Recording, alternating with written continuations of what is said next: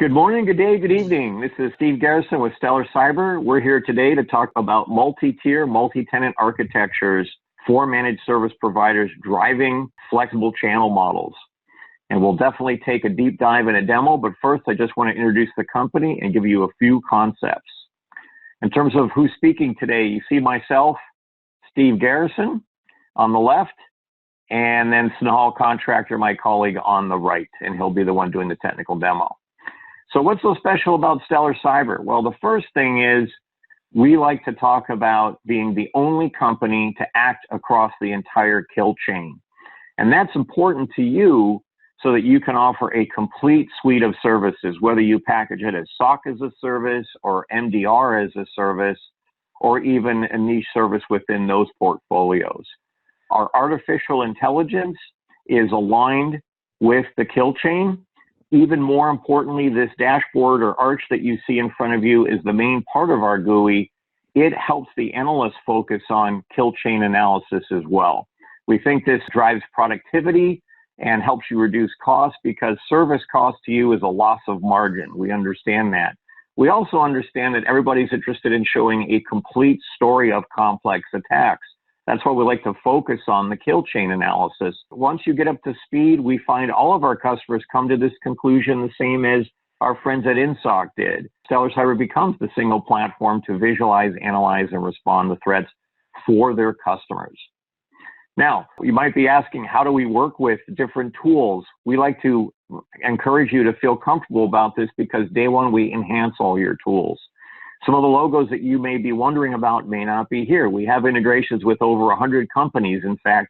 And so we're just showing examples. Under firewalls, for example, add Cisco, add SonicWall. You can see all the other categories. The main point is initially, we help you with our AI and data analysis, and sensors and agents realize that we can help groom and show additional correlations of detections in the assets and data sets that you already have. And then we augment where you have blind spots or we feel we both agree you need to increase your comprehensive visibility.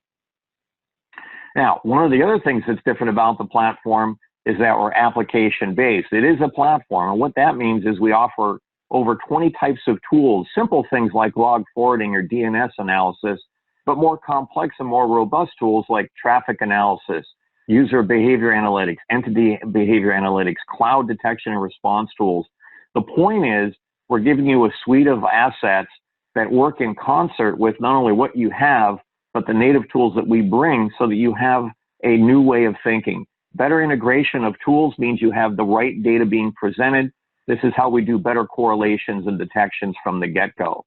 Let me just give you a use case real quick, which Snehal will allude to. And more importantly, as I mentioned with the title slide, everything we're talking about here today is by tenant and by tier and by authorization of you and assignments.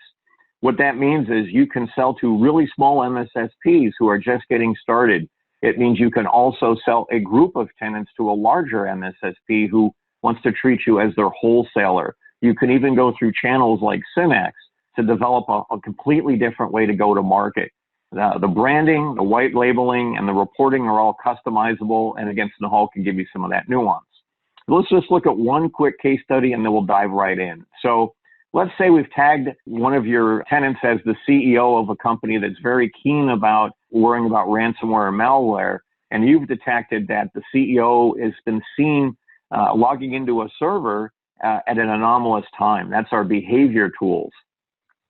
Then you want to uncover the fact that it's an SQL application with network traffic analysis. This starts to look really suspicious, folks.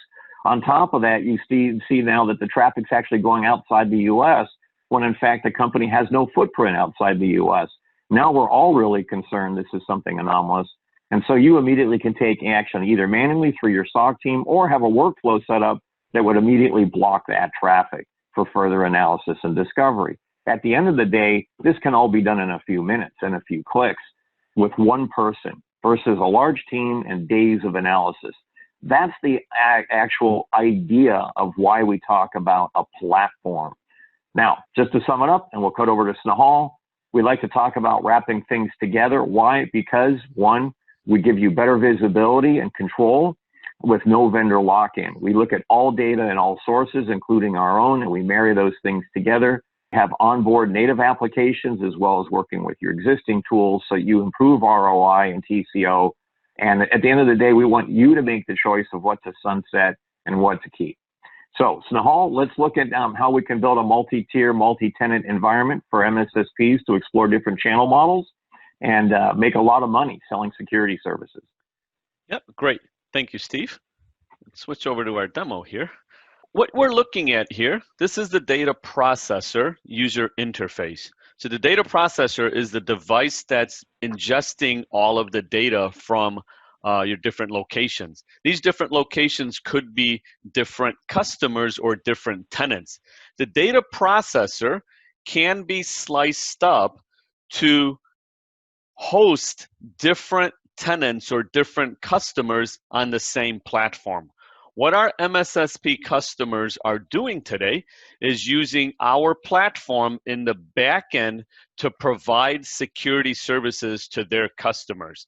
Example is we've got a managed service provider. They have a SOC analyst team on staff, and they're monitoring that customer's network for security threats. So how do they do that? What they're actually doing in the back end is they've got this dashboard here. So let's go into an example. The dashboard here that the MSSP SOC analyst is looking at is the most critical security events that are happening across the entire customer base. How is that possible, right? So let's go here and click on all tenants. So all tenants is now showing me the most critical events that are happening across all of my tenants here. I can very easily drill down into each one of these events here and look at which tenant it is actually allocated to this event, okay? So how do we identify and how does a SOC analyst know which events to go address first? So a quick overview here.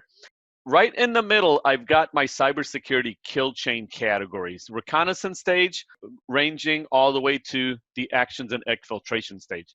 Reconnaissance stage being someone's trying to find a way to get into the network, and the actions and exfiltration stages, they're now taking data out of your network. So to a SOC analyst, that's more important. The 9 critical events here that you're seeing are more important because that's where data is leaving my network. I should go take an action on that first, okay?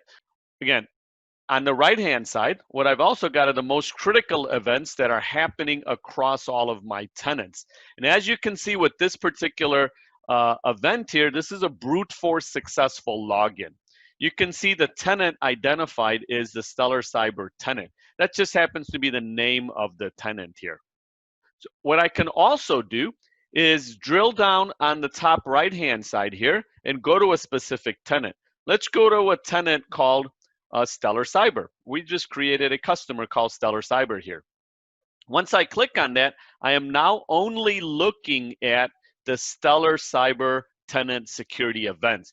The entire dashboard, the entire user interface is now pivoting around the Stellar Cyber tenant. Let me explain a little bit on multi-tenancy first here. So multi-tenancy has been part of the Stellar Cyber framework architecture from day one. It was not an afterthought. Why is that important?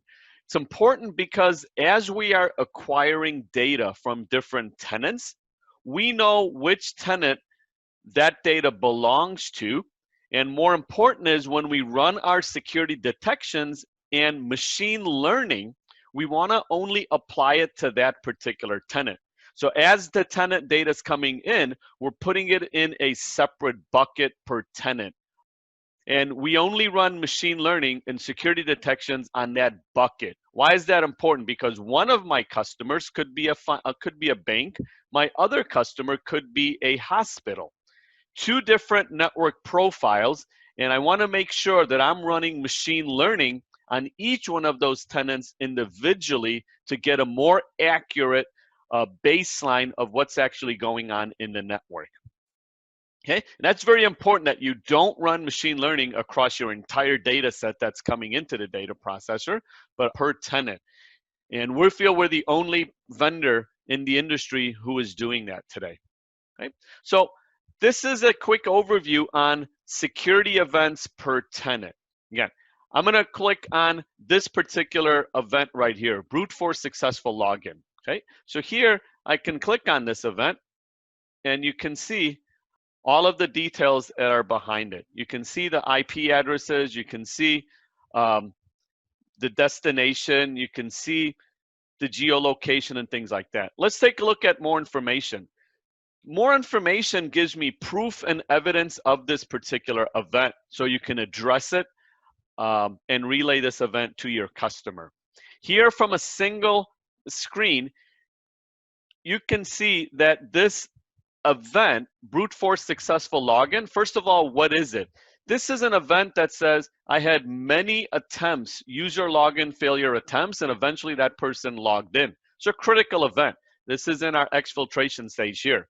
You can see the severity and the fidelity are pretty high. Get a very good confidence that this is a critical event. You want more evidence across it. Now I've got a source reputation. You can see this particular IP address already has a reputation of being a brute forcer, right? You can see the geolocation and the other relevant information. Other tools, you may have had to exit out of here, maybe go to an external website to see what this IP address's geolocation is, see what the reputation is. From a single screen, the SOC analyst can see the different variables for that particular event.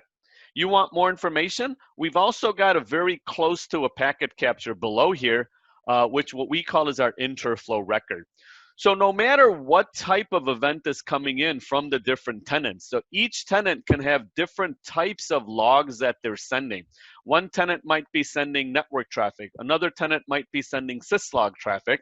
The syslog traffic can be from various different vendors, maybe a firewall, access point controller. The idea with the interflow record is we're going to normalize all of those different types of events into a single view, type of view. So again, this could be a syslog message or network traffic. You can see we have now converted that into metadata, providing you a concise view of the event and the record, no matter what type the event came in from. Okay, so you can now go ahead and take actions on this from the same screen here. I can generate a ticket to that customer to say, hey, this event was found in your network. What action should we take moving forward, right? If you feel that this particular event for that specific tenant is not relevant, maybe we've identified that this was a scanner on that tenant's network. Well, maybe that tenant was running a scanner utility. So you can easily come in here and say, for this particular tenant, don't alert me on that particular source IP because it is a scanner. Okay, so you can take actions directly from this event here. Steve, any questions? Yeah, we have one question where this person's asking, how can we visualize all the tenants or all the way we've compartmentalized customers on one page? Yeah, so as here, up here, we can see all of our different tenants, all of the different, every single tenant that I have added. You can see I've got Coca-Cola here, I've got Reed Street here, I've got a data center, and I've got Stellar Cyber here.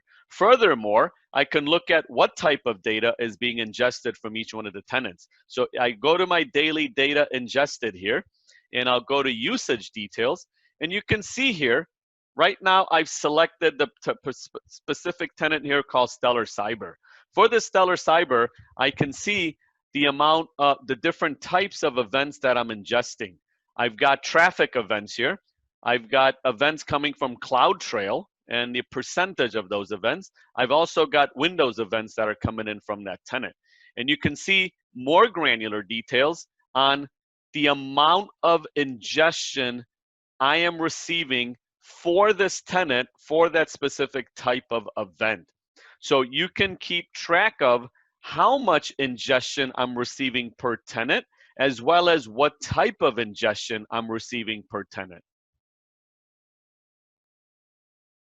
And let's switch here to all tenants. So now you can see which one of my tenants are ingesting how much data per day. Okay, so I've got a graphical view here, as well as I've got a tabular view here on the tenant name and how much ingestion that we have per tenant here. So that'd be a way for you to see easily if you have like a database event like we talked about in the slides and track that. Yep, exactly. Yep. Yeah. So let's move a little bit now into, this is an overview of the dashboard and the different events that we can receive per tenant. Let's move into administrative here. So how do I administer the different tenant levels? So the first thing I would create is role-based access control. This is a very, very granular feature that we have in the product. I can create a role based on the type of user that will be accessing the data processor. So why would I do this? The reason I would do this is I've got all of my tenants identified here. Me as an administrator or a SOC analyst have certain rights to it, to all of my tenants. But maybe I want to give certain type of rights to that actual tenant. So I'll take an example. I want to have the ability for my customer to come in here and take a look at the dashboard and maybe look at some of the events. Maybe I want to give them the ability to create reports on their own, right? So as you can see here, very, very granular. I can simply toggle on what rights I want to give to this particular user. Okay? And you can customize this in as detail as you want. You can see here, maybe I want to give them rights to do certain things versus not other things here. Okay? So this is first creating this role. Once I create the role, I can go ahead and create a user here. So I create a user. I'm going to click on a user, and we'll call this user customer 1. We'll give the username, the password, we'll give the email for recovery, and what language is their preference. So I may have a customer, maybe that's in Latin America, and maybe I want their language to be Spanish. So when they log in, the user interface will be in Spanish, and so on and so forth. Okay. Here you can see what type of user is this. If I make this as a root user, that means they've got visibility to all of the tenants. Or I can make it a tenant user. So this is a tenant user, and the privileges that I will give him are maybe only for looking at reports. So I've called, this is that RBAC role that I created, which is front-end access only. They're only going to log in, and they'll only get access to the dashboard. Okay? And then here I'll specify which specific tenant that they belong to. So you can see I'll make this tenant part of maybe Reed Street here.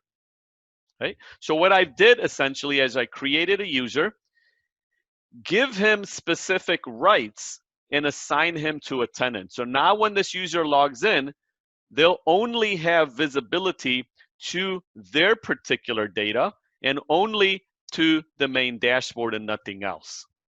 Right? Another type of user, this is what we'll call as our multi-tiered, multi-tenancy, is I can also have a partner user. A partner user would be, for example, I've got a root user, for example, has 20 customers that we have onboarded. But out of those 20 customers, I've got a partner, and 5 of those tenants belong to that partner. So I can now create a partner user. Okay, so up here, I can go in here and say partner 1. So when partner 1 logs in with their username password, right, and we can give them security admin rights to this particular partner user, but then what I'm going to assign is a tenant group. So this partner will only have visibility to those 5 tenants that they are managing, right? And then, of course, here's the privileges that they have for those 5 partner users. Okay? So this is the multi-tiered multi-tenancy here, is I can have a root user that has visibility to all tenants. I have a partner user that has visibility only to their respective tenants. And then I've got the tenant user, which they only have visibility to their own data. One more thing on the administrative side is first I'll create a tenant here. So how do I assign a tenant first, right? How do I know which data is going to what tenant? So here I can come in and create a tenant. I simply create a T-E-N-A-N-T, tenant one. Okay, I'll give the contact name, email, and so on and so forth, and then I'll click submit. So now when a sensor, so we're going to go into it and see when I onboard a tenant, you can see here are all of my, so I'm a root administrator here. I've got visibility to every single sensor, every single network that's deployed. So when a new sensor comes online, I would click on this actions button and I would say, which tenant does this, which tenant does this belong to? This particular sensor. I want to say this sensor belongs to tenant one that we just created. I can also specify the profile, the configuration profile for this particular tenant. Okay, so why is this important is I want to have a different profile per customer. What is a profile? We can take a quick review on what the profile is, but basically it's detailed configuration for that particular tenant. You know, what type of data do I want to ingest? What are the blacklist, whitelist for that specific tenant? So I can identify that per tenant, as you can see here. So here I have a sensor that I've deployed on that tenant's network. They simply put in an IP address. I gave it a host name. I gave it which tenant they belong to, and then which profile they belong to, and I click submit.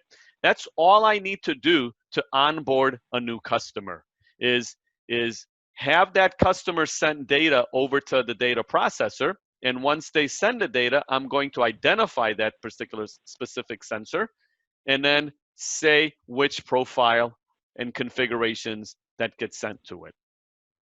Steve, questions? Yeah, I've got two questions, but one I'm going to answer, Snehal. They ask, are there any case studies? Absolutely. We've got 3 MSSP case studies on the web under the resources tab, all North America based. And we obviously have other wins overseas, but we haven't had a chance to publish those yet. But all are offering SOC as a service. And I think you did an excellent job talking about the tiering of the platform for wholesale, retail, or co-managed, Snehal. So that was great.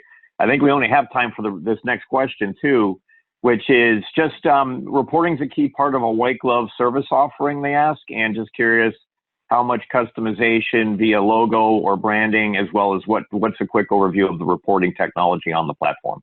Yeah, let's take a look at that, Steve. Thanks. So for reporting, as you can see here, I've got various different types of reports that I can generate. I've got some pre-canned reports. I've also got some custom reports here. Let's take a look at an example of, I've got these security events that I've identified, and every morning at 9 a.m., I want to schedule this report. I can send this report. This is a high-level report, possibly. It says, here are all of the security events you had in the last 24 hours. I can say, send it to the Stellar Cyber tenant. I can specify who this report will go to and the frequency to send this to. What I can also do for this report is I can put your own logo on it. So there's also customization I can do to the dashboard as well as the reports, and put your own custom logo on it. Let it be maybe just for your company, or it can be a logo of your actual customer. So we do have that capabilities of sending a report with your own custom logo on it. Okay, so this is a feature that's being used by our MSSPs today to provide, hey, I'm paying you X amount of dollars per month. What am I getting? Right? Okay, so I'm going to send you a report and we'll work together on what will be in that report. So again, we can customize the report here. You can see I've got a bunch of custom reports on exactly what you want to see. And I will generate this report and send it out to you every morning.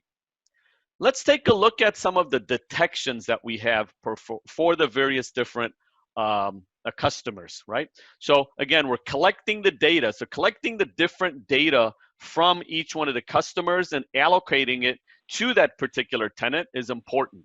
Next thing we do is we run various different detections in that customer's network. Here you can see I can look for exploits in that customer's network, user behavior analytics for that customer's network, phishing. We can also provide IDS detections for that customer, as well as network traffic analysis, which is also part of machine learning. You can also do threat hunting for the specific customer. So maybe we did not identify based on static detection or machine learning.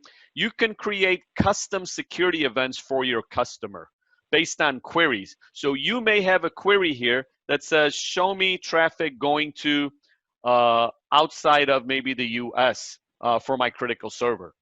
You know, create a security event that if someone sticks in a USB stick in a critical server, create an event for that alert, right? It'll come up on the dashboard. Here you can see I can maybe search for the word Russia. And this is now doing it for all tenants, but I can very easily here click on Stellar Cyber, and all of my threat hunting here, all of my queries are now only for that specific tenant. So I can go ahead and look for things, events. If a customer called you and said, hey, I saw my network traffic really slow between 12 and 1. So we can come in here and set the time to say, okay, on Tuesday between 12 and 1, what happened? I can start searching for things. We also have a threat hunting library here. So here you can look for common things. These are some applications or common things that you can look for in your customer's environment. I want to look for all Windows accounts that have been locked out. So now I can provide this event, provide this security event to the customer. So making it very easy for security analysts to go look for things for a specific tenant. Okay. I can even automate this. All of this is I was there looking for things and then I found, but what do I do next? So I can also automate things for your customer. So some customers may want it to be automated, saying, hey, if you find this particular security event, go ahead and do this, right? I can have a security event that's, again, the example is, I am monitoring a critical server for my customer. So I'll have a query that says, monitor this critical server. If I get a result that if that critical server is doing something anomalous, go ahead and automatically maybe send a message to the firewall to block that traffic, or send a security event on the dashboard, as well as go ahead and send an email automatically to that customer to say that critical server is now talking with Russia today with an anomalous amount of traffic. So this is the automation service that I can also provide for that customer. Steve, I'm going to pause here for questions, but I hopefully that gave you a good overview on the different detections and the administrative for the various different tenants. You did, Snehal, and thanks. And I just have one more question from somebody who says a lot of people talk about machine learning. Do you have any documents on the web? We do. We have a white paper under the product tab on the first nav there about the platform overview. You'll see a white paper as well as a video. So I believe it was you, Snehal, talking about machine learning in concert with that white paper. So yes. I think that's about all we have for time. Any closing thoughts for you? Otherwise, we can wrap this up and it'll be on the web for replay. Yep. Nope. Thanks, everyone, for your time.